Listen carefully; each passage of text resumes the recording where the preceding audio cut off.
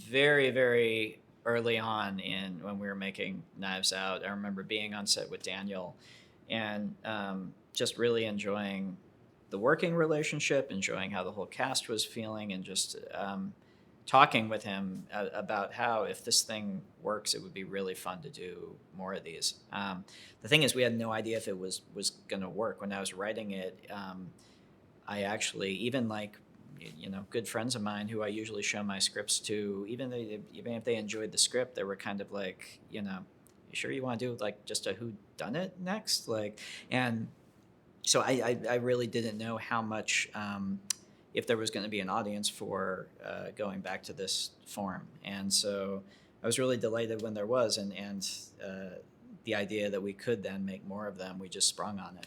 The desire to do another mystery movie with Daniel as Benoit, that was it actually started way back at the beginning, and so I always knew that if this was something that worked, it'd be fun to keep doing them.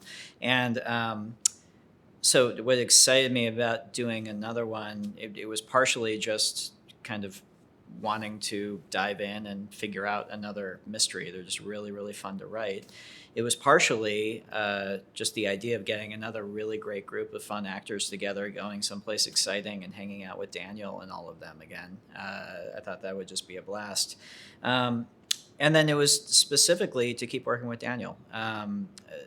Not so much in terms of the character of Benoit Blanc and like exploring him, although that's a really nice aspect of it, but honestly, just to have a continuing working relationship with one of the best actors on the planet, who's also a completely lovely guy, and just wonderful to be with and work with. I mean, I would be a fool to not jump at that opportunity. Well, the first thing is priority wise to remember that the mystery is not going to be what keeps an audience in their seats, and to remember first and foremost that you're making a movie and that it has to dramatically work before it intellectually works as a puzzle. The phrase I've used before is it has to be not a crossword puzzle, it has to be a roller coaster.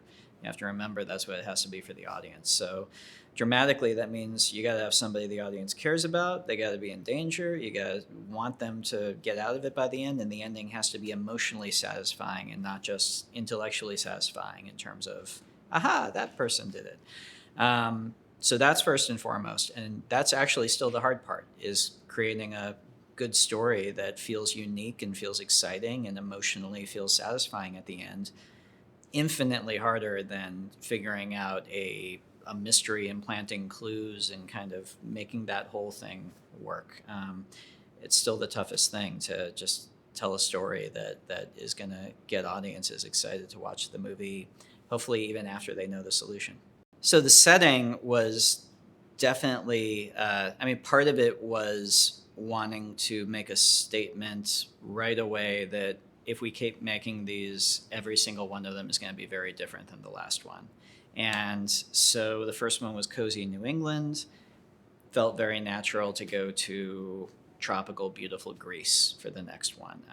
There are also influences like The Last of Sheila and Evil Under the Sun that I'm a huge fan of, and so it felt very natural and right to do that kind of vacation mystery.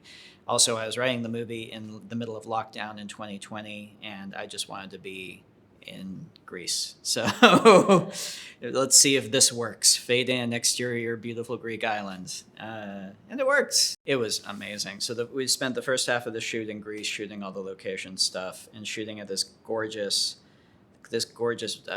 like the sort of estate called Villa 20 that we found that served as like Miles Braun's compound, basically. And it was amazing. I mean, exactly how it looks in the movie is exactly how it was when we were there. It was really fun, and it was very hot. But even that, I mean, we all kind of were in it together, and we would hang out on the weekends and all just kind of wade in the water and just hang out. It was pretty great. So yeah, I can't complain about Greece. The title Glass Onion. When you see the film, you'll see it's got many different connections to it. There's a literal connection in terms of it being the name of this bar that the characters all hung out at. It's then years later, Miles Braun builds his kind of like glass castle on this remote island and calls it the Glass Onion. And it's also something that, because Benoit Blanc loves his overwrought metaphors, it's something he grabs onto and beats to death. So yeah, it has many different meanings through the course of it. And Glass Onion's connection to Knives Out, it's the same as Death on the Nile's connection to Murder on the Orient Express, or what have you. Name any two of her books. It's the same detective. It's hopefully going to scratch the same itch in terms of the pleasures of the movie, but it's another case in Benoit Blanc's hopefully long list of cases. The first movie, we were really, really lucky in having an incredible group of actors who all really, really gelled. And this movie was, I mean, kind of exactly the same, but also very different. I mean, it's a different group of folks. You're making a different movie in a different setting. It wasn't like after making that first movie, I showed up here like, okay, I know how to do this. It's always a new challenge. Also, this isn't just a technical thing, but the first movie, even though it has a huge ensemble cast, there were only a couple of scenes where the whole cast was together. It was much more of these 3 characters, these 2 characters, these 4 characters. Whereas this film, there is a lot of all the characters hanging out in one big space, milling around, talking to each other, which just in a wonky technical sense is hard to cover with cameras and keep it straight. So there was more math in terms of filming it with this one. But the vibe was strikingly similar to the first one. If I remember at some point in the shooting, Daniel and I just kind of looking at each other and saying, I don't know what we're doing right, but let's just not talk about it and hope it keeps happening.